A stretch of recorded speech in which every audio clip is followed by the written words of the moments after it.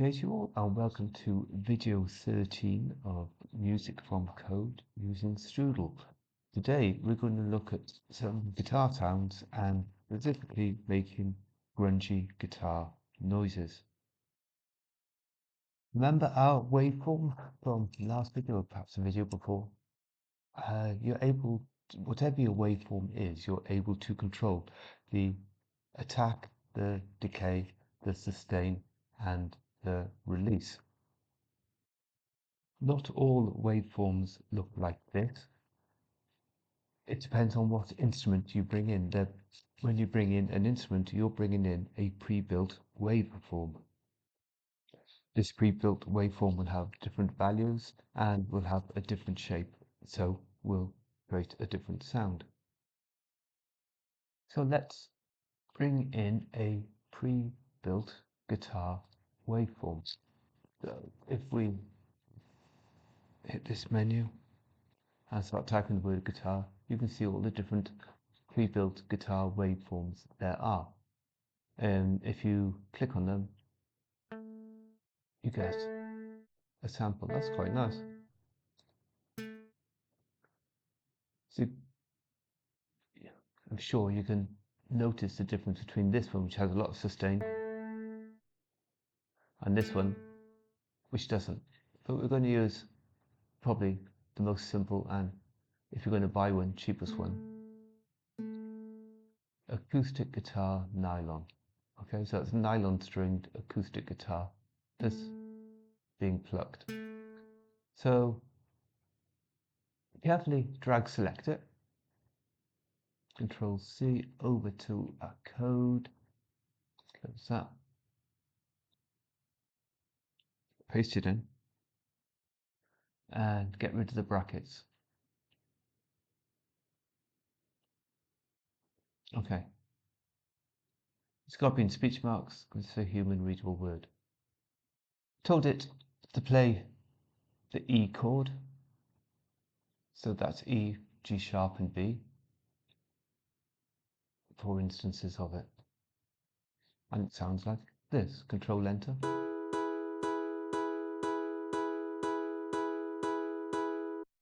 It's a bit fast, but you get the idea. Somebody strumming a acoustic guitar with nylon strings. Again, in real life, you might actually play more than 3 of the strings. You might play the top open E as well. Okay, so if you listen to it, it has a sharp attack, as if, because you've got a plectrum that hits down on the strings. So it's got a very sharp attack, unlike a harp, when the string is plucked, will have a shallower attack. So to get rid of that pluck sound, we can change our attack. And with that value, the attack slope is reduced, so you don't have that sharp attack at the beginning of it. We can reduce the duration. We can increase the duration by doing sustain. But let's have it die off quite quickly. Let's warm it up with the room sound, which gives it a resonance in and out.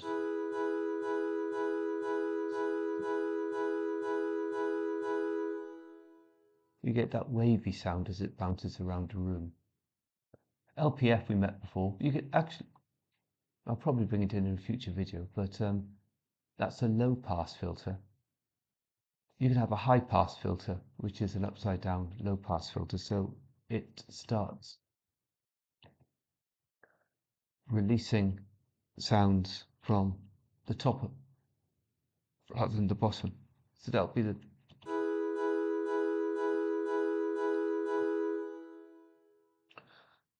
that allows the high frequency waves through rather than the low frequency waves, but this one will make it sound bassier.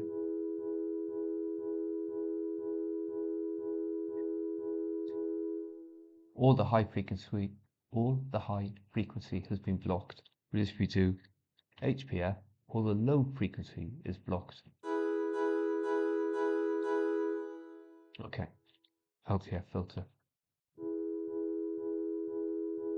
Right.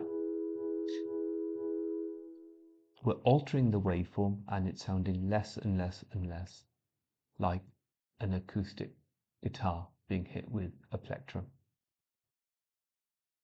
We can play with our old friend gain to bring it up, and it starts bringing in some distortion.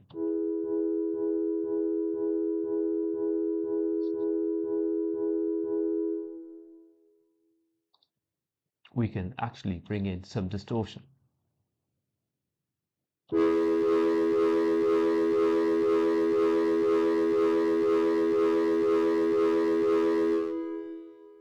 Okay, that starts to sound a bit more exciting.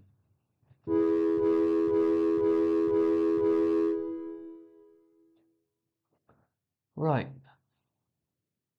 Now we've manipulated the acoustic guitar waveform quite significantly, and it sounds less and less and less like the acoustic guitar. This guitar sound is a D chord. This is very similar D chord. Oh man, there you go.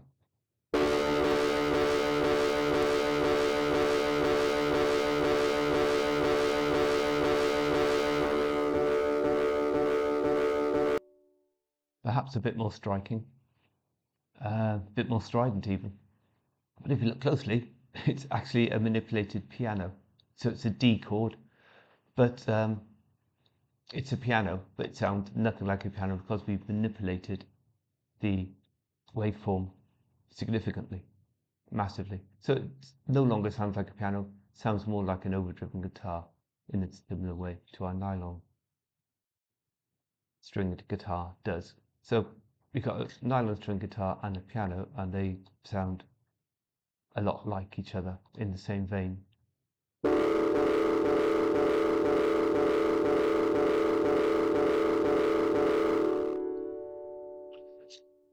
The point being, your starting waveform does not have to equal your ending waveform. Right, let's have a look.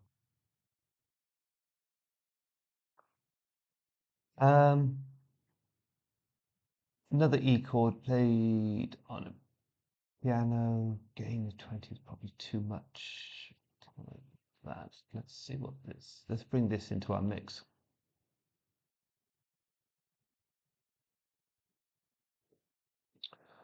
Let's bring this into our mix.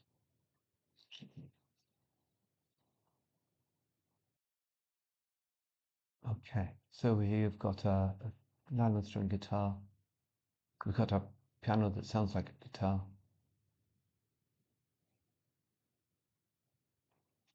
We have piano, another piano that sounds like a guitar playing an E chord rather than a D chord.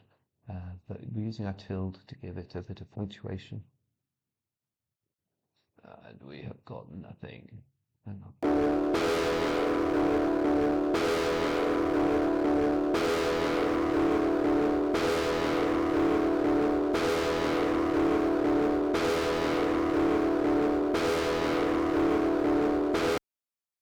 Okay, so you have some grungy sounding guitar riffs going on there, which are a mixture of pianos and nylon acoustic. We can add bass. We can add some bass.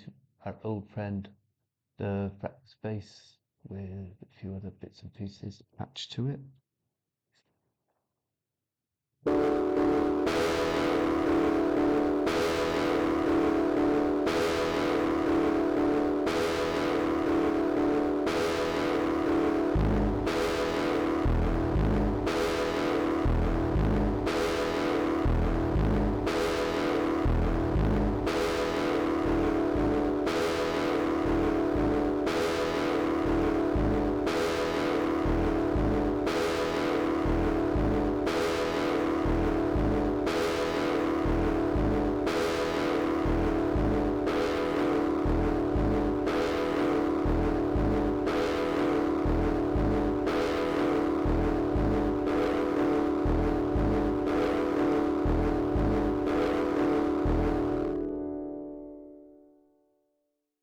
The only thing I didn't like was the drums. Couldn't get the drums to sound right. Using a linndrum, altered the attack, got some room on it. LPF of 1,000, so it's quite high up. Gain of 200, which is going to be too much. But I couldn't get it to sound. Well, let's take that down to no distortion on that.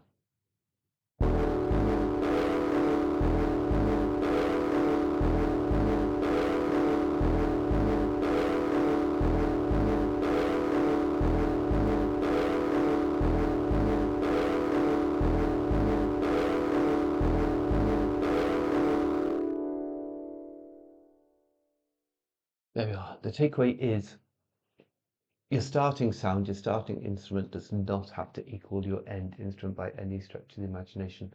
You've got control over various points of the waveform, and you can distort it, use high or low pass filters as you see fit to get any sort of sound that you want.